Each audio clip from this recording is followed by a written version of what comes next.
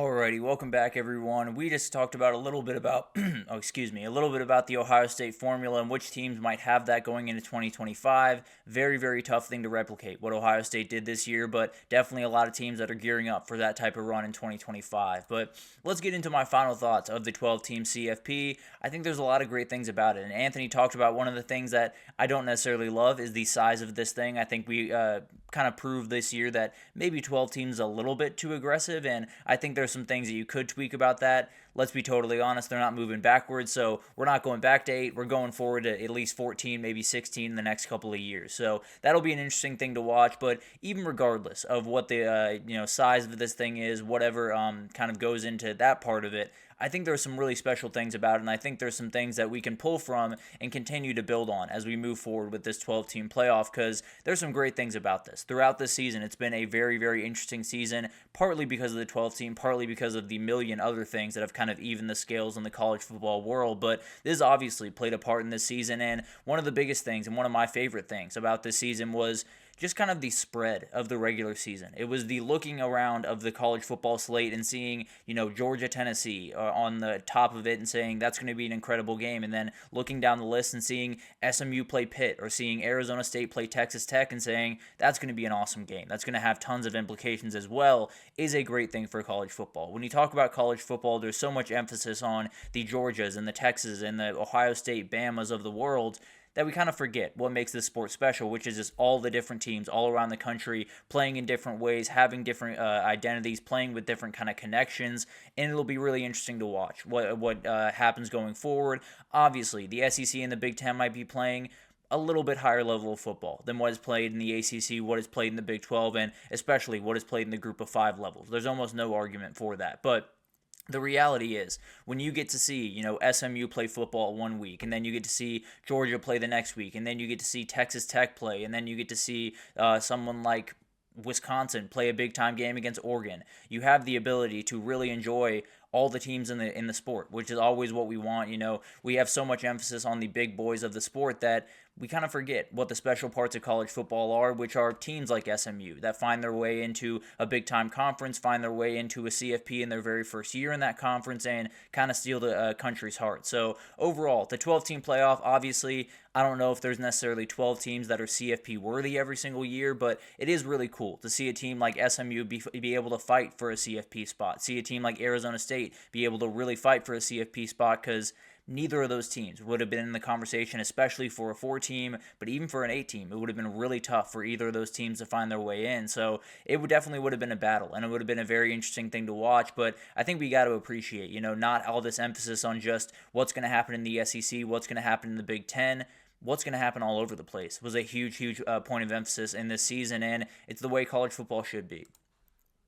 This is one that I might get a little bit pushback for, but I really do believe we got the quote-unquote right champion. Now, there's no right champion. In college football, you can have any which way, and they would be an incredible champion. There's no doubt about that. It could have been Oregon, it could have been Texas, it could have been any number of teams this year, and I would have been more than fine with that. But I do think this Ohio State team was the best team in the country. I do think they were the team that was a little bit above just about everyone else throughout this season. Obviously had the 2 blips throughout it, but overall, when this team played their best football, they were the best team in the country.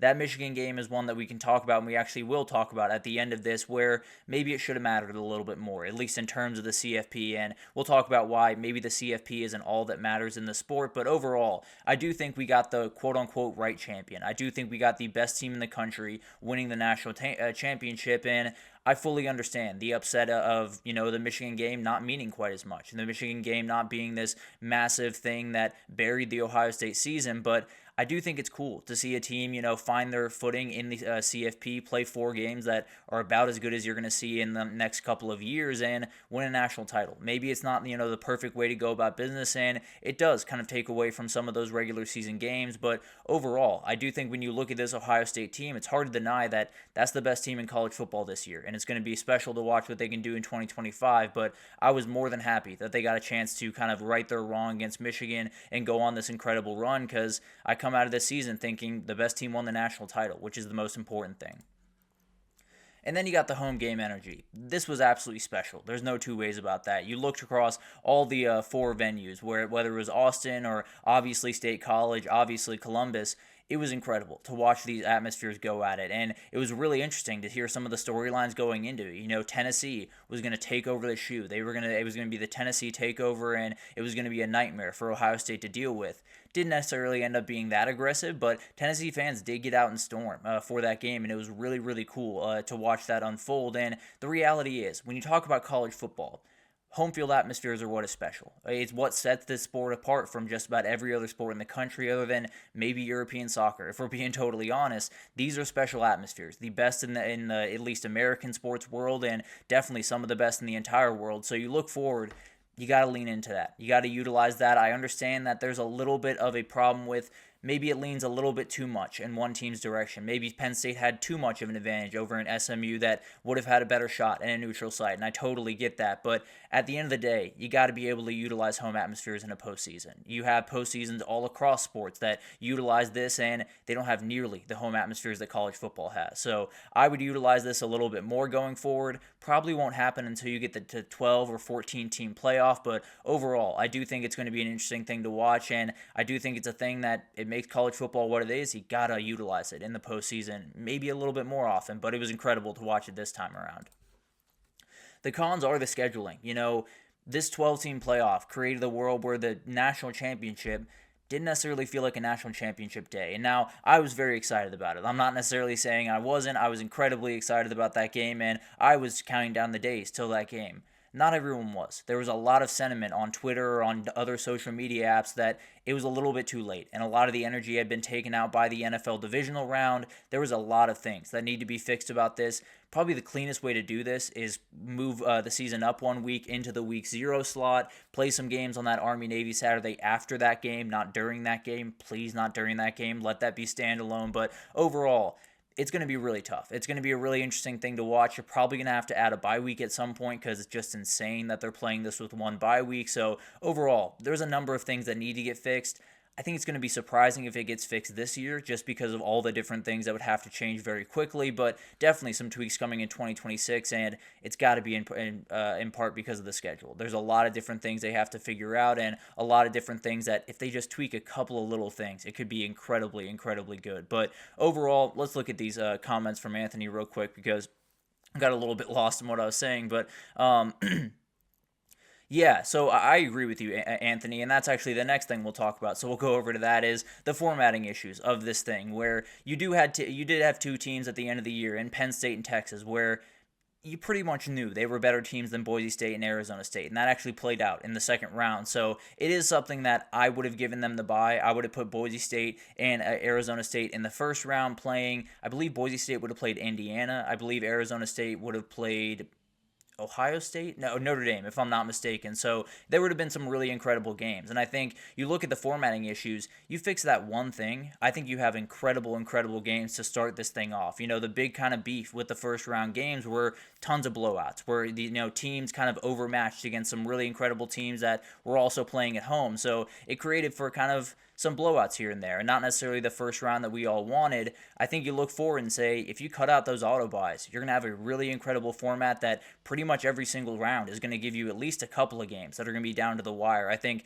that Boise State-Indiana game would have been downright special. I also think a couple of the others throughout this thing would have been incredible to watch. So that's a very relatively easy fix. Now, I don't necessarily think it's going to happen in 2025 because you need approval from the ACC, from the Big 12, from all of the G5 teams. So Boise State would have played SMU. Thank you. Appreciate that. So it would have been a really interesting thing to watch. There's no doubt about that. It would have been really awesome to see how this unfolded, and I think it's a very simple tweak that probably will be made in 2026, but really could sling this thing up from a C+ product to an A+ product in a hurry. And then we got to talk about this. The big losses aren't quote-unquote big anymore. And this is something that I kind of want to push back on just a little bit. Not necessarily to say that the Ohio State-Michigan game didn't, change their chances for a CFP. It obviously kept them in the CFP, didn't necessarily change who they were, didn't necessarily change, their overall shot to make the national championship. Now, it did change the path quite a bit. So it made it a little bit tougher, made life tougher, so it did matter in a lot of different ways. But overall, I understand the sentiment of it probably should have buried their season. It probably should have given them not a chance to go win a national title. The reality is, Jack Sawyer is still very mad about that Michigan game. Xavier Watts is still very mad about that NIU game earlier in the year. So I understand it might not change their overall ability to get to the national title. It changes their road to get there, but doesn't change the chance they have to get there. Maybe it shouldn't. Maybe the reality is we can put what the emphasis on this game that we want it to. The Michigan-Ohio State game matters because of the off-the-field implications, because of you have a neighbor next door that loves Michigan while you love Ohio State. The Texas-OU rivalry is a big deal because you have friends that are Oklahoma fans and you want to hold it over their heads. Same thing with Bama-Auburn, same thing with just about every rivalry in the sport. So I get it. Losses don't necessarily mean quite as much as they used to, and a loss like that to Michigan is one that maybe in some years should have buried you. But the reality is, I think when we look at these games and call them not big games going forward, that's more on us to decide if they're big games or not, and these players absolutely believe they're big games regardless of the CFP tie-in. So overall, we can look at these games as not big or big. The reality is we got to stop defining the meaning of games based on their CFP tie-in one way or another. So overall, I think it was a great thing. I think the 12-team playoff, I think much higher of it today than I did when it was first introduced. Was very, very nervous about this thing when it was first introduced. And, Anthony, you make a really good point because the reality is Syracuse, if they were to lose in the last game of the season while being an 11-1 team, is probably not in. And that's another issue with this thing is everyone said, it gives more chances to a team like Syracuse or a team like Iowa State. It really doesn't. It gives more chances to a team like Ohio State to find a way to lose a couple of games in the regular season and still get in. It gives credence to a team like Notre Dame to lose a game to NIU and still find a way to get into the field. So that is a big-time kind of counterpoint to the, these games matter a ton is they matter more for some teams than they do for others. And that is a big-time issue. That's something that definitely needs to be figured out, and that's a great point. But overall, I think when you look at this thing, there's some things that need to change. There's no doubt about that. Is there a lesson meeting for the national championship game? Sure, that totally makes sense, and it might be a little bit unfair for certain teams compared to others, which is definitely something we need to figure out. But overall, I think when you look at all the things changing in the NIL era, it was really refreshing to me in a number of different ways to see these two teams representing us in the national championship because these two teams were defined by their culture. They weren't necessarily defined by all the great things around them and all the talent in that team. It was the team that kept together the best and teams that really prioritized their culture in a number of different ways, and I hope that continues going forward because I think it will take the emphasis off the NIL. It will put more emphasis on these teams staying together and being a little bit more culture-driven than they have been in the past. Will be a very interesting thing to watch, and there are pros and cons to this thing. There's no doubt about that. I think it started on a very good note. I think a couple of tweaks could make it an A-plus product that would be incredible to watch, and we'll definitely try to get into that over the next couple of weeks and see what 2025 and then obviously 2026 hold. But let's take our second break here, and when we come back, let's do an early breakdown of Week 1 in 2025 because it is a special slate with a lot of really great games. We'll break it down right after this, so stick with us.